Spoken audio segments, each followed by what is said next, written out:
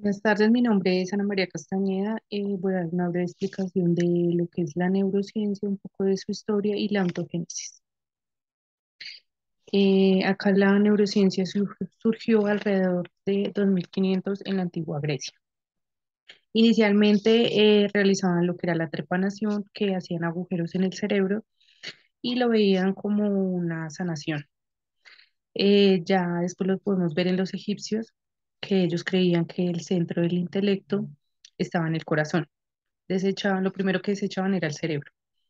Podemos ver a Hipócrates, que él fue el primero en creer que el centro del intelecto humano estaba en el cerebro. También podemos ver a Aristóteles, él también creía que el intelecto estaba en el corazón. Con Galeno, él realizó varios experimentos con animales para poder conocer un poco más del cerebro humano.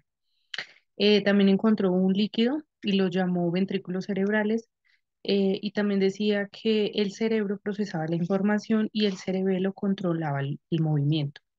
También podemos ver a Sócrates, él creía en un mundo material e inmaterial que era el cuerpo o el alma. También que los nervios eran tubos que fluían y ellos permitían el movimiento. Galvani dijo que los nervios eran la naturaleza eléctrica gracias a sus experimentos. Broca, él creía que si había un daño en el hemisferio izquierdo, eso podía afectar el habla.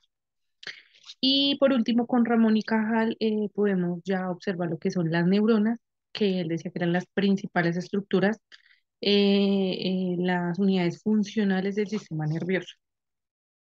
Acá podemos ver las células nerviosas, una imagen. Es conocida como el componente principal del sistema nervioso. Lo que hace es conexión con otras neuronas. Acá podemos ver las neuronas, son las encargadas de procesar, transmitir información, también tienen conexión con los órganos de los sentidos. Podemos ver las dos imágenes, una vemos las estructuras que están las dendritas, el soma, el axón y los botones terminales. Las dendritas reciben la información y la transportan hacia el cuerpo celular. El soma es la parte central de la neurona, se halla en el núcleo de la célula. El axón comunica la información hacia otras neuronas y los botones terminales llevan la información de una neurona a otra. Acá podemos observar tipos de neuronas según su función. Están las neuronas sensoriales, motoras e interneuronas. Las sensoriales se encargan de transmitir información desde la periferia al sistema nervioso central. Las motoras transmiten información del sistema nervioso hacia las glándulas o los músculos. Y por último, la interneurona transmite información local del sistema nervioso central. Lo que hace es la comunicación de una neurona a otra. También podemos ver la neuroglia, que es un factor importante porque son las encargadas de proteger, sostener, nutrir las neuronas de todo el sistema nervioso. Ya que si una de estas no funciona, se va a ver afectado el sistema. En la imagen podemos ver la estructura de la neuroglía. Acá podemos ver lo que son los oligodendrocitos, que son los encargados de producir mielina. Lo que hace la mielina, lo que hace es envuelve el axón. También podemos ver los astrocitos, que tienen una forma de estrella y se encuentran en el sistema nervioso central y ayudan a sostener y también a nutrir a las neuronas. También tenemos la microglia. Ellas protegen al sistema o al organismo de agresiones tanto internas como externas. También tenemos las células ependimarias. Ellas cubren el sistema ventricular, es decir, que ellas mantienen el líquido cefalorraquídeo en su lugar. Y por último tenemos las células de Schwann, que son el soporte de los axones. Ellos solamente mielinizan una sola neurona. Eh, ya por otra parte vamos a ver lo que es el proceso de la ontogénesis del sistema nervioso, que es la fusión del espermatozoide con el óvulo. Entonces acá se fusionan 23 cromosomas del óvulo, 23 cromosomas del espermatozoide para formar un cigoto. Esto se forma después de unas horas. Acá podemos ver en la imagen el cigoto. Después de eso se hace una división celular que es llamada blastómeros. Se sigue haciendo más y más divisiones celulares, poco a poco, más y más y más, y ya se forma lo que es una mórula. Después de la mórula sigue su división celular constantemente, eso sí van pasando bastantes horas. Después se convierte en blástula. La blástula, después de eso, aparece una cavidad en el centro, y esta se va a encargar de contener las proteínas, los azúcares, y otras sustancias que van a ayudar a la formación del feto. Después se forma lo que es, después del blastocele, se forma una capa que se llama blastómero. Esto va adherido al interior que se encuentra, donde se encuentra el embrión al blasto que futuramente va a ser el embrión.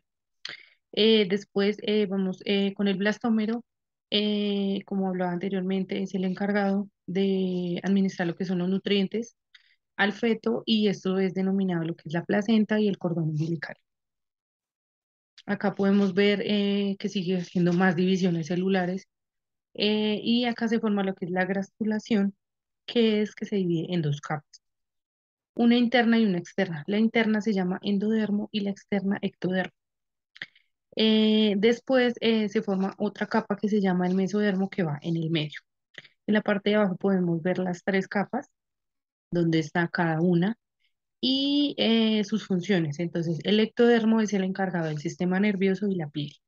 El mesodermo de los músculos, esqueletos, riñones y aparato reproductor.